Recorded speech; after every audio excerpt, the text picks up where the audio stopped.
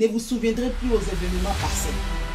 Si cet homme t'avait aimé, moi je crois qu'il t'allait épouser. Il t'allait épouser. Mais puisqu'il n'a pas fait, c'est qu'il ne t'a jamais aimé.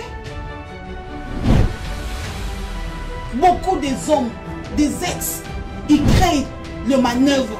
Ils travaillent avec le diable pour troubler le foyer. Ils sont ensemble avec l'ennemi. Les ex, s'il vous plaît, nous vous aimons au nom de Jésus-Christ.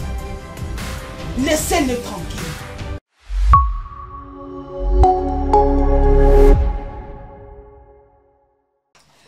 Bonjour à tous, shalom à tous mes bien-aimés dans le Seigneur. Que le Seigneur vous bénisse abondamment partout où vous nous suivez. Bienvenue dans votre chaîne chrétienne Lifa TV, la chaîne chrétienne qui vous parle, qui parle de notre Seigneur Jésus-Christ, afin que nous soyons édifiés, bénis par les émissions et des prédications. Je suis votre bien-aimé dans le Seigneur, Peggy Onekanda Basele, et je suis dans la joie de savoir que vous êtes si nombreux à être connectés, à suivre votre émission chrétienne qui s'intitule Les femmes prophétiques en action.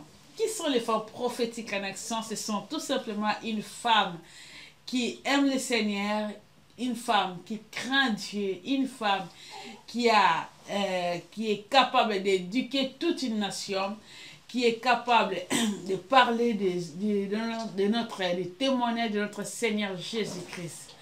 Alors aujourd'hui, je ne suis pas seule, je suis accompagnée toujours avec notre pasteur, Maman Myriam, et moi je le connais, et certains le connaissent aussi, mais peut-être vous êtes toutes nouvelles dans notre émission Lifa TV. Avant cela, vous qui êtes déjà connectés, partagez, faites une large diffusion, partagez cette émission, les femmes prophétiques en action, afin de bénir une sœur, de bénir un frère, pourquoi pas aussi nos parents, afin d'être édifiés à travers cette chaîne chrétienne Lifa TV. Voilà, je reviens dans notre plateau et je retourne vers notre très chère maman pasteur Myriam. Que Dieu vous bénisse, maman Myriam. Vous êtes bienvenue et je suis très contente encore d'être avec vous, et je crois par la grâce de Dieu, nous serons encore toujours édifiés. Alors moi Myriam, j'espère que les gens sont pressés de vous connaître, hein. Je suis sûre qu'il y a de nouvelles personnes qui ont suivi l'émission précédente, qui sont tellement aimées, parce qu'on a eu quand même des retours à travers Rema Web, parce que je rappelle aussi à nos téléspectateurs que Lifa TV est en collaboration avec Rema Web, qui est votre chaîne chrétienne, qui est présentée par notre prophète Joël Onekanda, dont je salue au passage. Que le Seigneur vous bénisse tous, que Dieu vous bénisse. Alors maman Myriam, je vous donne la parole afin que nos téléspectateurs puissent vous connaître. Qui est maman Myriam? Merci ma soeur, merci. Je suis pasteur Myriam Changala Basele. Ah, on a toujours le même nom, hein? On n'a pas changé, hein? On n'a pas changé, on ne saura pas changer. Ça date de longtemps, on l'a trouvé comme ça. Ah oui. Voilà, je suis madame Myriam, mariée, mère de plusieurs enfants, je dirais. Et plusieurs enfants? Oui, de plusieurs. Ah, maman Myriam, vous avez combien? Milliers de milliers? De milliers d'enfants dans le monde. Ok, combien d'enfants biologiques? Parce que... Biologiques, j'en ai 4. Ok. J'en ai 4 par la grâce du Seigneur. Amen. Mais je compte ajouter un jour, si Dieu le permet. Et pourquoi pas? Remplissez la terre. Remplissez la terre. Ils sont en train de les remplir, quoi. Ben, je me permets de saluer les enfants. Merci. Au passage, que le Seigneur vous bénisse. Voilà, merci. Voilà, je suis pasteur de l'église Jésus-Christ Miracle. Je suis dans les ensembles de Dieu. Je suis précisément au Congo, le Congo-Kinshasa. Ça, c'est mon pays. Présentement, nous sommes en France, mais j'aime et je mérite toujours être congolaise Et j'aime quand je tourne les émissions dans mon pays. Là, je me sens super allée, super coquette, je ne sais pas pourquoi. Mais je vais m'habituer, ne t'inquiète. Merci beaucoup parce que... Avec le temps, bien sûr. Ah oui, ah oui. Et nous vous souhaitons bienvenue ici en France. Hein. Merci. Et nous sommes vraiment bénis et je crois que par la grâce de Dieu, ensemble, nous passerons des bons moments pendant tout au long de votre séjour ici en France. Oui, merci, c'est gentil. Alors, je disais qu'aujourd'hui, nous avons un thème très important qui s'intitule « Qu'est-ce qui fait que le mariage de nos jours n'a plus de sens ?» Alors, Maman Myriam, nous allons commencer dans le but de notre sujet de ce soir, les mariages qui perdent son sens. La première question est que le mariage qui a perdu son vrai sens, quelles sont les raisons ou quelles sont les causes qui font que le mariage perd son vrai sens? Oui, merci ma soeur pour la question. Je dirais, vous savez, quand Dieu a conçu, parce que le créateur, le fondateur du mariage, Man and God, le mariage, c'est une institution de Dieu, c'est une pensée pieuse, une pensée divine. Quand Dieu l'a créé, son objectif était avoir des nations solides qui vont vraiment les représenter valablement. Et quand Dieu l'a conçu, il a demandé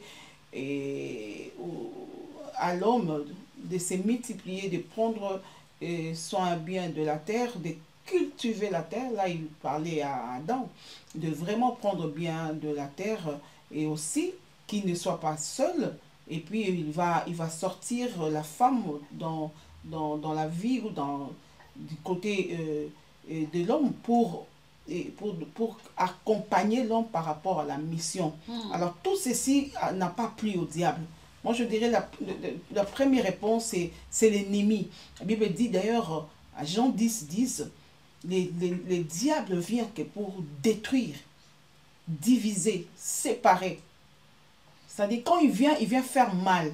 Il n'a jamais aimé que les gens s'unissent. Il n'a jamais aimé que les gens parlent même langue, que les gens s'entendent. Il n'a jamais aimé la vraie bénédiction. Parce que vous allez comprendre, à Genèse 1, chapitre 27-28, la Bible dit, Dieu les a bénis, Dieu a béni mariage. Waouh! Quand Dieu bénit ma sœur, c'est fini. Quand Dieu bénit, il y a l'approbation de Dieu, il y a sa main qui accompagne. Alors tout ceci n'a pas plu au diable. Et il a cherché par tous ses moyens à détruire, à diviser ceci, à diviser ces deux personnes pour ne pas qu'ils jouissent du bonheur, de l'épanouissement, qui n'arrive pas, parce que là où il y a les discordes, Dieu n'est plus. Là où il y a l'incompréhension, Dieu n'est plus. Alors, les soucis de Dieu n'étaient pas ainsi. La Bible dit d'ailleurs, au commencement, il n'a pas été ainsi. Au commencement, c'est quoi? Au commencement, c'était la gaieté. L'homme vivait dans la présence de Dieu. L'homme vivait dans les jardins. Dieu l'a placé dans les jardins. Enfin quoi? Enfin qu'il vive comme lui. Et tout était facile. L'homme était capable de converser, d'échanger avec les animaux. Il était capable de s'imposer, il était capable de nommer, il était capable... Donc l'homme vivait la richesse pleinement.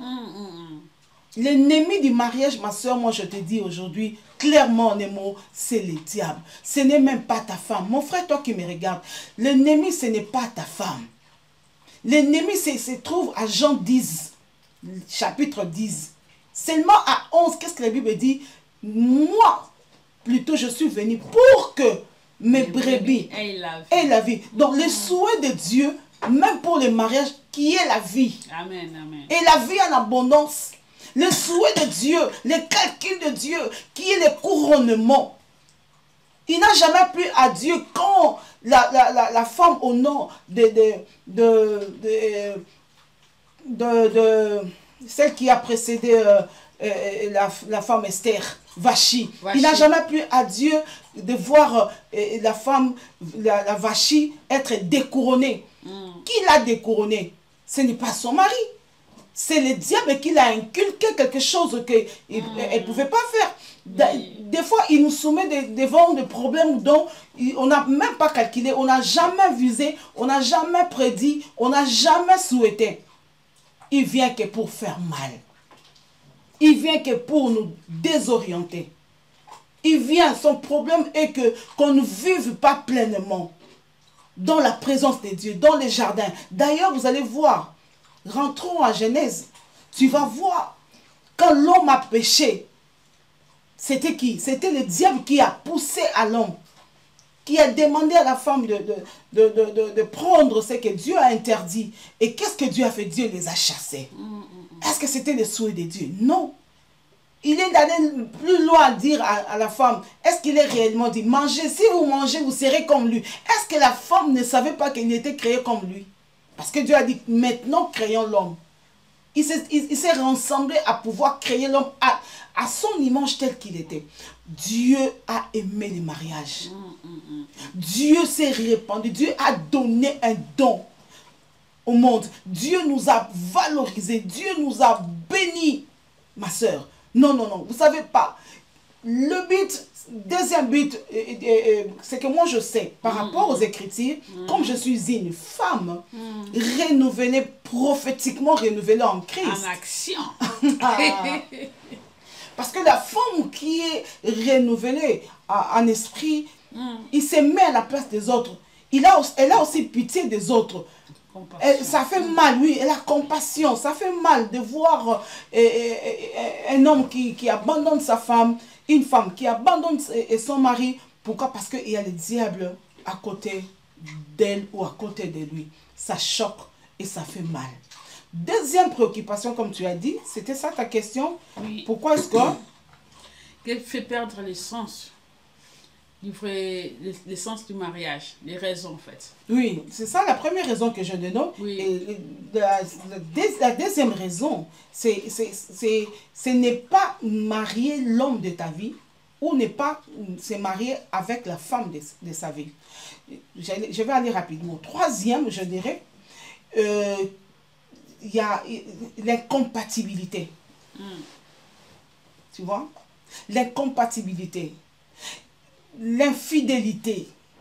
Ce sont des causes qui a la trahison. Vous savez, quand vous êtes en couple, s'il y a la trahison, ça choque à l'intérieur.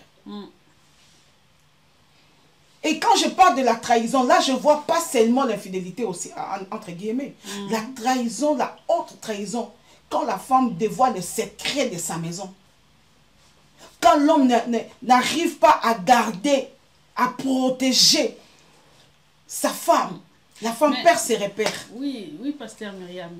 Mais quelles sont les causes qui poussent la femme ou l'homme à devenir infidèle dans son mariage? Ma soeur, les causes, il y en a plein. Il y en a plein. C'est comme ça que je dis, l'infidélité, c'est la trahison. La trahison, d'ailleurs, bon, je ne dirais pas... Les mensonges aussi. Oui, oui, les mensonges, la trahison. D'abord, la trahison, ma soeur, c'est irréparable. Moi, je dis souvent, c'est irréparable. Parce que là, le cœur est déchiré en morceaux. Vous n'avez plus la même personne à votre côté. Vous n'avez plus la même personne. Une femme qui ment à son mari, et je t'aime, je tiens qu'à toi, je te serai là toujours. Mais elle sait dans son intérieur que ce qu'elle est en train de dire, c'est le mensonge. Ah oui. Elle a déjà trahi dans son esprit, dans ses pensées-là. Il y a déjà la présence de la trahison. Vous n'avez pas l'idée de comment est-ce que ça choque. Quand on est en face d'un traître. Rentrons dans il n'y a pas que les femmes, hein, il y a aussi des hommes qui trahissent aussi leurs femmes. Hein. Oui, je vais y arriver. Ok, maman. Oui, je vais y arriver. Nous allons entrer avec eux, avec nos téléspectateurs, si tu peux les lire, à 1 Roi 3. 1 Roi chapitre 3. 1 Roi chapitre 3. Tu vas commencer au verset 16. Waouh! C'est vraiment des choses incroyables. 1 Roi chapitre 3, je ne sais pas si tu peux le lire. 1 Roi chapitre 3, verset 16. Tu peux commencer au verset 16. 1 Roi chapitre 3, verset 16. J'ai lu au nom de Jésus. Oui. Alors, deux femmes prostituées vinrent chez le roi et se présentèrent devant lui. L'une des femmes dit, « Pardon, mon Seigneur, moi et cette femme, nous demeurions dans la même maison, et je suis accouchée près d'elle dans la maison. 3 jours après, cette femme est aussi accouchée. Nous habitions ensemble. Aucun étranger n'était avec nous dans la maison. Il n'y avait que nous deux. Le fils de cette femme est mort pendant la nuit, parce qu'elle s'était couchée sur lui. » Verset 20. Elle s'est levée au milieu de la nuit. Elle a pris mon fils à mes côtés, tandis que ta servante dormait, et elle alla coucher dans son sein. Et son fils qui était mort, elle alla coucher dans mon sein. Le matin, je me suis levée pour allaiter mon fils, et voici, il était mort. Très bien. Marcel, tu peux te limiter là. Nos amis vont continuer à la maison pour gagner le temps. Merci. Ça, c'est une femme, mais on peut le généraliser. Ça peut être un homme qui fait un constat. Dans la même maison, cette femme a constaté. J'aime le constat qu'elle a fait. Elle a dit, « Roi, je reconnais que je dormais. J'étais un peu distraite. Mais dans cette maison-là, il n'y avait que moi et cette femme. On n'était que à deux. » Là, qu'est-ce que je vais dire, ma soeur? Je vais parler sur l'infiltration dans les couples. Nous vivons avec des gens qui sont des infiltrés dans la même maison. Le couple n'a plus de sens. Le couple a perdu ses valeurs, comme tu as dit. Parce qu'il y a des infiltrés. Qui est l'infiltré? C'est celui qui s'est dit, il aime ou elle aime, mais pendant qu'elle n'aime pas. Cette femme a dit, je fais un constat. Il n'y avait pas les gens du dehors. Il n'y avait que nous deux. Donc là, directement, je vois, c'est les problèmes. Hein, ma soeur, là, je m'arrange parce que là, ça commence à taper un peu sur mes nerfs. Le problème n'est pas du dehors. Le problème, c'est là, il y a un problème. Il y a un cadavre sur le lit. Donc, je ne me suis pas rendu compte que je dormais avec un cadavre. On m'a mis un cadavre dans mon lit. Tu peux te rendre compte, il y a des couples qui dorment sur un même cellule, mais qui ont des pensées différentes. L'autre pense à X, l'autre pense à Y. Tu vois un peu? Oui. Le constat de la dame, ça m'a toujours tiqué. Comment est-ce qu'elle peut dire, donc il y a un problème, c'est que si ce n'est pas moi, donc c'est mon mari. Et si ce n'est pas le mari, donc c'est la femme. Il y a le sommeil dans le couple. C'est le sommeil qui pousse les dégâts, qui crée les dégâts, qui crée la mort sur le lit, qui crée l'infiltration. Nous ne sommes pas mariés pour nous faire du mal. On ne peut pas habiter dans la même maison pour nous faire du mal. Parce que là, ce n'était pas le voisin. La femme a bien dit, elle a bien exposé son cas devant les rois. Oui, je sais, entre guillemets, il y a certaines choses, certains problèmes qui nous poussent à voir aussi les rois. S'il n'y avait pas ces problèmes, elle n'allait pas aller voir les rois. Donc c'est le sommeil qui a provoqué les dégâts. Vous ne priez pas ensemble. Vous ne dialoguez pas. Tu me comprends au moins? Oui, vous ne dialoguez pas. Vous ne discutez même pas ensemble d'une bonne... C'est-à-dire que chacun vive la marque de communication. Voilà, la marque de communication a tué aujourd'hui, a amené aujourd'hui la mort dans nos maisons. Il n'y a pas le mot, donc il n'y a pas l'amour. L'amour n'existe plus. Comment est-ce que l'infidélité, comment est-ce que l'infiltration ne viendra pas? Parce que vous vivez comme si vous ne connaissez même pas. Donc, il a dit, j'ai remarqué qu'il y avait quelqu'un qui n'était pas entré, mais c'était sur mon lit. Donc, il y a quelqu'un qui est dormi, qui m'a volé plutôt l'enfant que j'avais.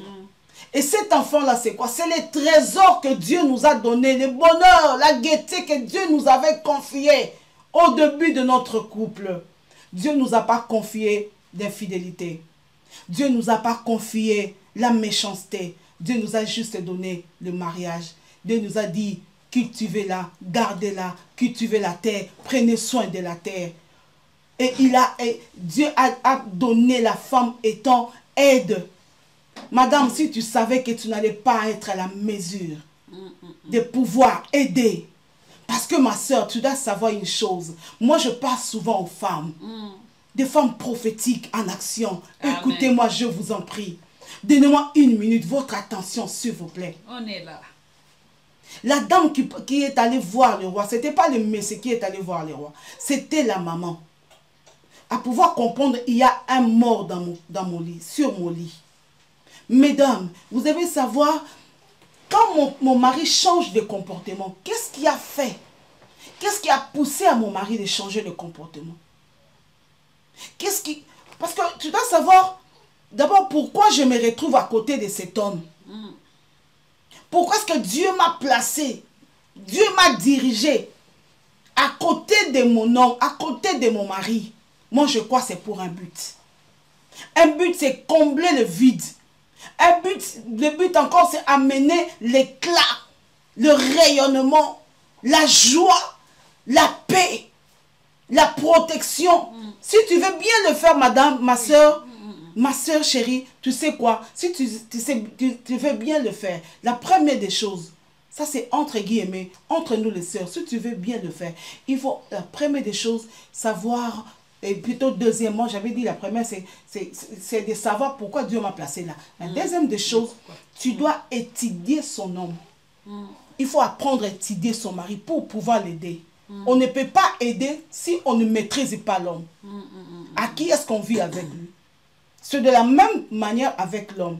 Mon frère, tu ne peux pas aider et tu ne peux pas être à côté d'une femme dont tu ne la maîtrises pas. Il faut savoir maîtriser. Bien la connaître. Bien la connaître. Connaître mon mari, qu'est-ce qu'il aime. Quand est-ce que je dois parler à mon mari? Comment est-ce que je dois parler à mon mari? Ah oui. Tu vois? Et aussi connaître les points forts et les points faibles aussi. Oui, parce que c'est pas à tout moment que je dois parler. Il y a des gens qui ne savent pas le fonctionnement de mon mari. C'est moi, je suis la seule personne de savoir. À ce temps-ci, il est un peu nerveux. Là, si je comprends bien, vous êtes en train de parler comment alimenter son mariage. Oui, pour éviter la frustration, pour éviter les désordres, pour éviter qu'on tombe dans le mauvais sens. Pourquoi le mariage a échoué? Pour apporter le goût, c'est ça en fait. Oui. Parce que le mariage, on doit avoir les gens nos admirateurs, voilà. Alors, tu dois étudier qu'est-ce que mon mari aime. Quand est-ce que je dois parler? Quand est-ce que je dois permettre aux gens d'entrer dans ma maison? C'est pas quand mon mari est en colère. Hein? Non, pas du tout. Quand il est posé, c'est alors que je peux lui parler.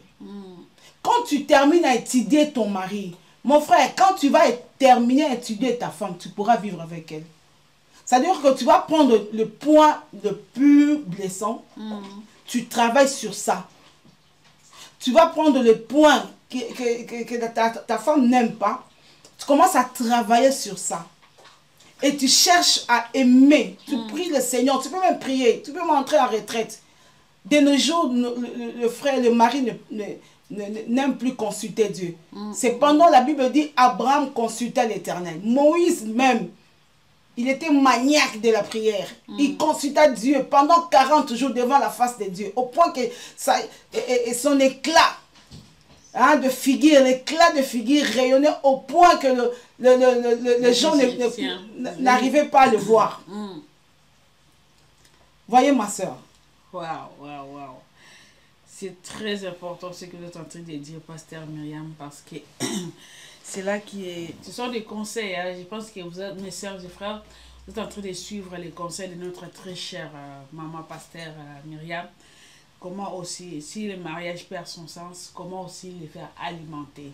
Donc, il est en train de parler, là, soulever ici les 2 points. Il faut connaître les points positifs de ton conjoint ou de ta conjointe, c'est très important. Et les points qui sont positifs, améliorer ça encore. Et les points qui sont négatifs, savoir travailler là-dessus afin de trouver l'équilibre. C'est ça que notre maman est en train de bien expliquer afin d'avoir un bon sens dans le mariage pour que le mariage ne perde pas son sens. Amen. Donc, maman Myriam, merci vraiment pour cet éclaircissement. Et une autre question est que il y a des cas où une femme mariée, je dis bien une femme mariée, qui est sortie avec, qui commence à sortir avec son ex, qui sort avec son ex, et après cela, elle tombe enceinte. Lorsqu'elle a découvert qu'elle est devenue enceinte, par cette manque qu'on découvre qu'elle sort avec une autre personne, elle attribue cet enfant, cette grossesse, à son mari qui est à la maison.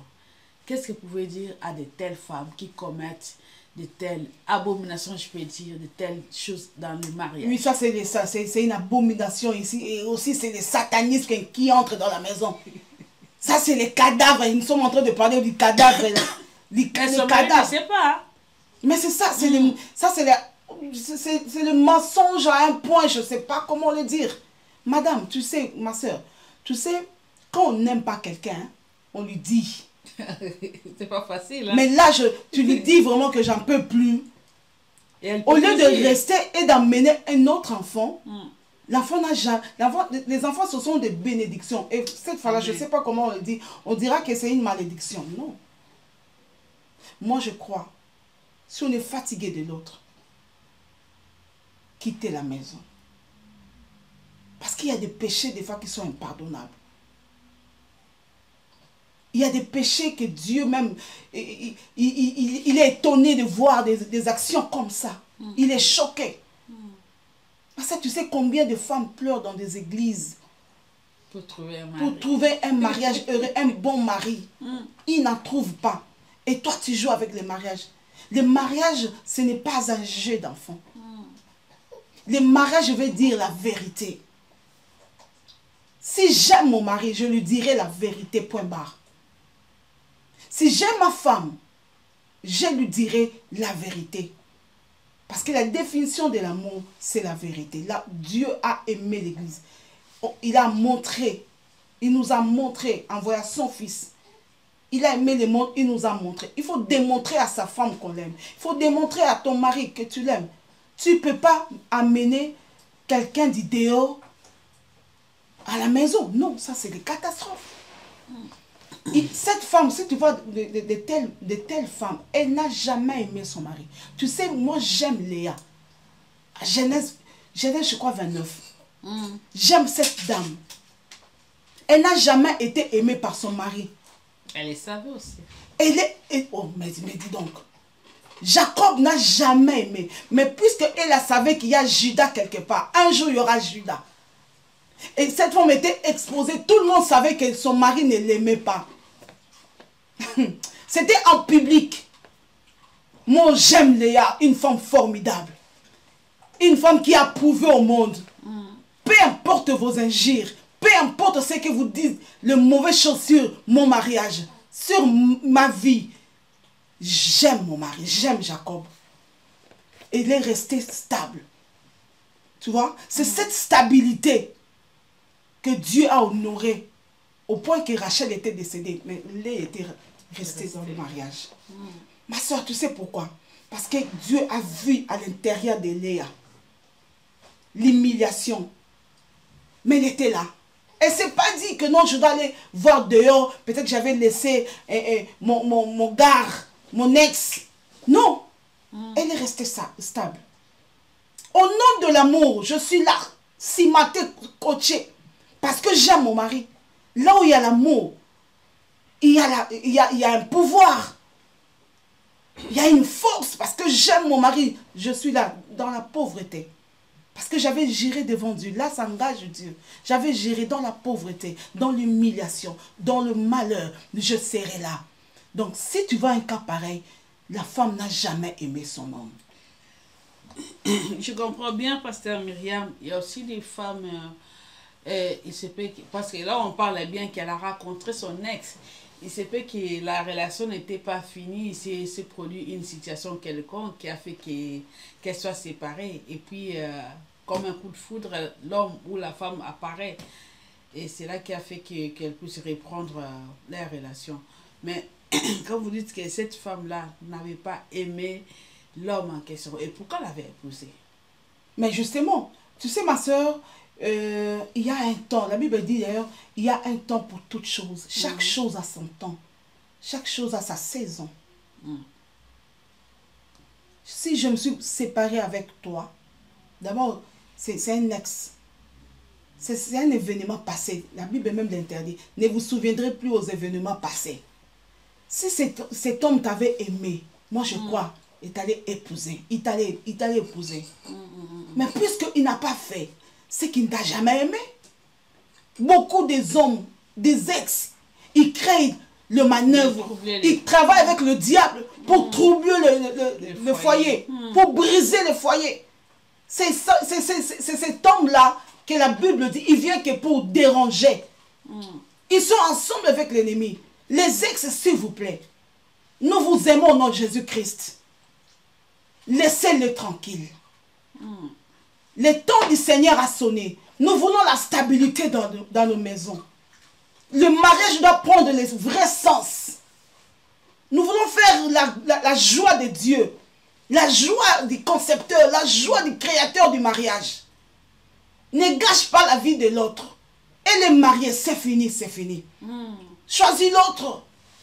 Et aussi, aux femmes là, qui vont vers les ex. Madame, si tu veux que tu restes dans les annales, travaille comme Abigail. Hein? Travaille aussi comme Rebecca. Au travers d'une cruche, elle a nourri, elle a gagné son homme. Elle est restée fidèle. Oui, très fidèle. Restons fidèles. Il y a une rémunération, il y a une bénédiction liée à ça. La Bible dit, Apocalypse, celui qui persévérera jusqu'à la fin sera couronné. Amen. Sera béni. Dieu est capable de nous bénir. Si seulement si nous allons jusqu'à la fin. Sarah est allée avec son mari jusqu'à la fin. À 75 ans, 75 ans, la Bible dit qu'ils n'avaient toujours rien. Jusqu'à ce qu'ils ont quitté la maison de l'homme. Mais Sarah était scotchée, cimentée. Oh là là, Yaboshaka. Scotchée, cimentée. Une femme excellente. Une matriarche dynamique. Elle a aimé son mec, elle a aimé elle a donné la joie au Seigneur Abraham. Seigneur Abraham, vis longtemps là où tu es, auprès du Père. Amen, amen, amen. Ah, comment c'est formidable. Que le Seigneur vous bénisse, Maman Myriam. Je pense que vous avez tout dit. Vous avez parlé aux femmes qui sont infidèles, qui n'obéissent pas aussi à leur mari. Et vous avez parlé aussi aux femmes qui vivent avec leurs anciens copains. Donc, arrêtez les messages. Toi qui es en train encore de suivre la femme d'autrui, donc arrêtez. Le message est clair. Tu as eu ta part, arrêtez. Si tu continues encore, arrêtez. Et vous, ma soeur, ma jeune soeur, mon frère, arrêtez de déranger les foyers d'autrui. Ce n'est pas bien. Que le Seigneur vous bénisse. Je pense qu'une personne est vraiment bénie pendant cette émission. Et je prie vraiment que le bon Dieu puisse faire que les mariages soient bien alimentés par l'amour, par la joie et qu'il y ait une bonne atmosphère dans la maison. Que le Seigneur vous bénisse vraiment abondamment. J'aimerais vraiment, parce que c'est une émission chrétienne, Et je suis en face de moi, le pasteur Myriam. J'aimerais que le pasteur Myriam puisse bénir une femme qui est abattue parce qu'elle voit plus l'essence de son mariage et qu'elle veut que le Seigneur puisse venir en aide, ou à un homme aussi qui se retrouve plus dans son mariage.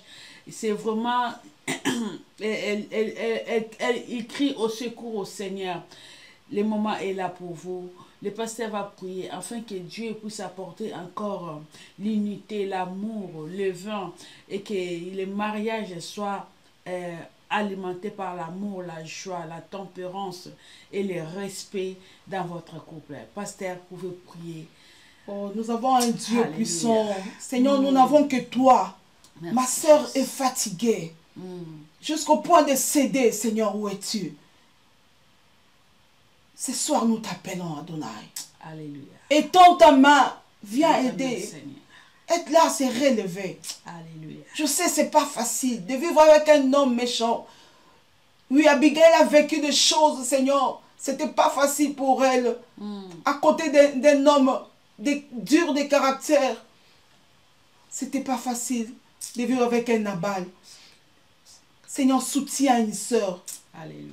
Pourquoi pas de soutenir l'homme qui passe des moments sombres, durs. Il est fatigué de rester avec une femme menteuse. Oh Jésus, je t'en prie. Le mensonge ne vient pas de toi. La Bible dit, le père du mensonge, c'est l'ennemi, c'est le diable. Apporte la paix dans le cœur de cet homme. Apporte la lumière dans nos maisons, l'éclat, le rayonnement du mariage. Nous avons besoin de récupérer ces mariages, oh mon roi. Amen. Nous comptons, Seigneur mon Dieu, l'avoir récupéré. Amen. Sous ta main puissante et forte. Soutiens-nous au nom de Jésus-Christ. Nous avons ainsi prié. Amen. Amen, amen, amen. Que le Seigneur vous bénisse. C'était votre bien-aimé dans le Seigneur, Peggy Onekanda, accompagné avec notre pasteur Myriam depuis la France, précisément dans la région parisienne. Donc, aimez cette vidéo, partagez à vos frères et sœurs afin d'être bénis à travers cette émission, les femmes prophétiques en action. Si le Seigneur Jésus-Christ ne revient pas, nous allons nous retrouver à notre prochain épisode. Avant de finir cette émission, je passe pour dire bonjour à toute l'équipe de la régie, précisément au prophète Joël Onekanda. Je dis bonjour, je salue tout le monde, je salue toute l'équipe de Rema Web. Que le Seigneur vous bénisse abondamment. Soyez bénis, ainsi que toute l'équipe de l'IFA TV. Nous sommes très heureux d'être parmi vous et de savoir que vous êtes nombreux à suivre cette émission. Que Dieu vous bénisse abondamment. Shalom.